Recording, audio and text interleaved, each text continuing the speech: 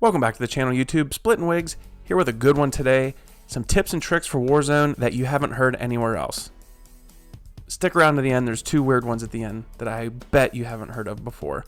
I should be upstairs chasing the old lady around the table, but YouTube algorithm has other ideas. It's a bit of a cock block. It's like, Wigs, hey, Wigs, get a video up, dude. So here we are. I'm live on twitch.tv now. If you can, link in the description. Come give me a follow. So let's get into this. Alright, we got 5 tips coming your way for Warzone, and a lot of these will work for multiplayer as well. But the first one is always be using the correct weapons. I see it so many times, people I play with and people I kill all the time. If you're bored and using something different, that's not what I'm talking about. When you're actually trying to always win and get high kills and things like that, always be using the meta weapons. Like you can see videos on it all the time. I cover them. Please drop a subscribe and click the bell to make sure you can find, I have great builds on my channel. The one I'm using in this gameplay is the current Season 5 meta class, except for the shotgun here and there.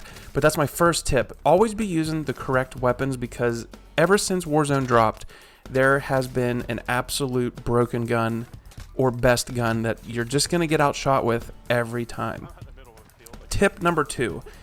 This goes for controller mainly, but you can always just look up settings for keyboard and mouse.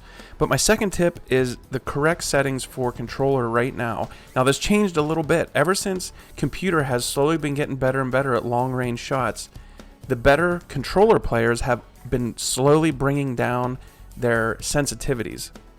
This isn't just me, coming at you with stuff that I'm guessing at. This is me doing research and telling you that, like, the best players at this game, Scump, Nick Mercs, guys like that, they're down around like the 4.455 setting, and then their ADS multiplier is slow, like a 0.7.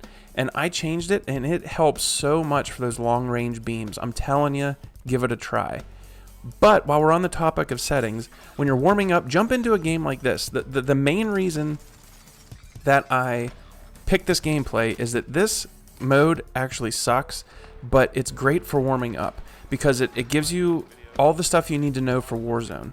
So, plating, for instance. When you're plating and you're on controller, you're going to want to use the claw so that you can hit the plate button and still have full control over your aim and shooting.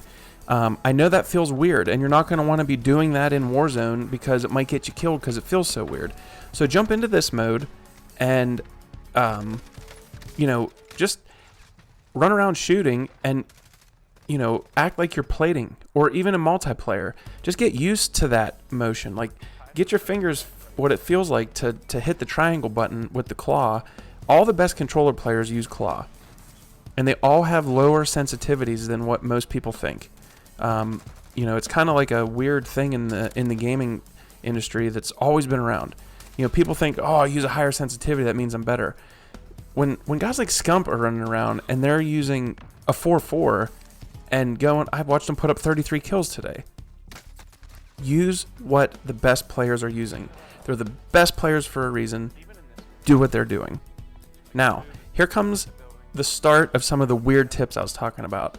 The first one, a damp paper towel. Before you start playing, wash your hands real good with a soap that doesn't leave slime on your hands, and keep a damp paper towel around to keep your controller, keyboard and mouse, and your area clean, and keep your hands and just keep your stuff clean and dry. I've played at other people's houses where their stuff is so dirty and like slippery that I'm like, how can you even play with this stuff?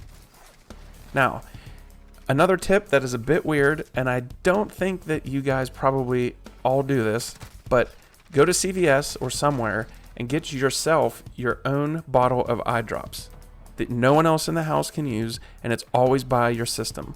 This sounds so weird, but it helps so much. I get down, I play, I clean my controller with my paper towel, I put in eye drops before I play and while I play, and it helps a lot. Okay, now the last tip, like I said, is a bit weird, but It is a really, really good one.